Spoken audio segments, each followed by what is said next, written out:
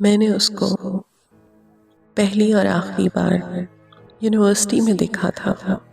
وہ وہاں ٹیچنگ کرتی تھی اور میرا یونیورسٹی میں آخری دن تھا۔ مجھے فیشن ڈیزائننگ کا کورس کرنا تھا، اسی وجہ سے میں اس سے ملا تھا۔ اس نے مجھے اپنا موبائل نمبر دیا تاکہ میں باقی تفصیل موبائل پر پوچھ سکوں۔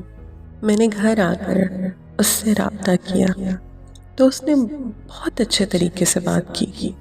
بہت مٹھاس تھی اس کے لہجے میں، جس کی وجہ سے میں بہت متاثر ہوا اور میں اسے روز کال کرنے لگا۔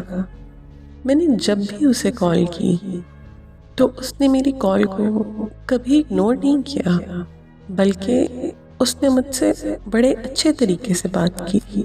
اور پھر وقت گزرنے کے ساتھ ساتھ ہم دن رات ایک دوسرے سے باتیں کرنے لگے، یہاں تک کہ وہ یونیورسٹی میں لیکچر لیتے وقت بھی ہمیشہ کال پر ہوتی تھی، اور میں اس کی آواز کا اتنا دیوانہ ہو چکا تھا کہ اس کا لیکچر گھنٹوں گھنٹوں تک سنتا رہتا تھا۔ مجھے اس کی آواز اپنی غذا لگتی تھی۔ پھر 1 سال بعد اس نے مجھے بولا کہ میرے گھر والے میرا رشتہ ڈھونڈ رہے ہیں۔ مجھے لگا کہ وہ مذاق کر رہی ہے، اس لیے میں نے اس کی بات پر اتنا دھیان نہیں دیا اور میں نے اس کی اس بات کو اگنور کر دیا۔ پھر کافی دن ہماری بات نہیں ہوئی اور ایک دن اس کی مجھے کال آئی تو وہ مجھے کہنے لگی کہ مجھے مبارکباد دو۔ میں اس کی اس بات پر چونک گیا تو میں نے اس سے وجہ پوچھی کہ تم کس مبارکباد کی بات کر رہی ہو؟ اس نے کہا کہ میرا نکاح ہو گیا ہے۔ اس کی یہ بات سنتے ہی مجھے ایسے لگا کہ جیسے میرے جسم سے جان نکل گئی ہو۔ میں نے اسے کہا کہ تمہیں پتہ بھی ہے کہ میں تم سے کتنی محبت کرتا ہوں، پھر بھی تم نے مجھے چھوڑ کر کسی اور سے نکاح کر لیا۔ تو اس نے مجھے کہا کہ تم نے مجھے کبھی شادی کا نہیں بولا کہ میں تم سے شادی کرنا چاہتا ہوں۔ مجھے لگا کہ شاید تم مجھے دوست سمجھتے ہو اور میں ایک اچھا دوست سمجھ کر ہی تم سے بات کیا کرتی تھی۔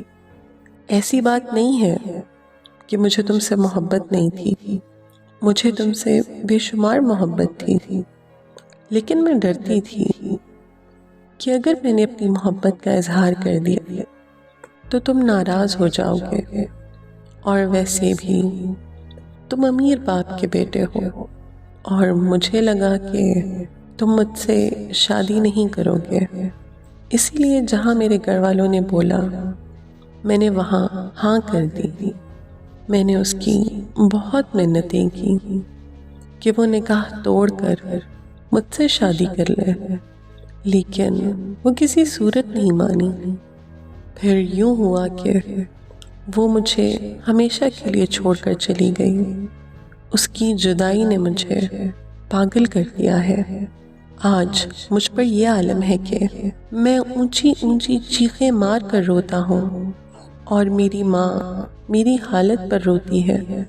مجھے اب ایسا لگتا ہے کہ اس کی جدائی کا درد میری جان لے لے گا، یا پھر کسی دن میں خود ہی خود کو جلا دوں گا۔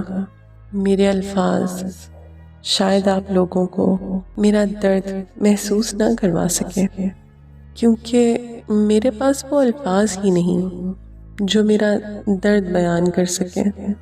کاش کہ کوئی لفظ میری اذیت کے معیار پر پورا اترے اور میں دنیا والوں کو بتا سکوں کہ میں کس درد میں مبتلا ہوں۔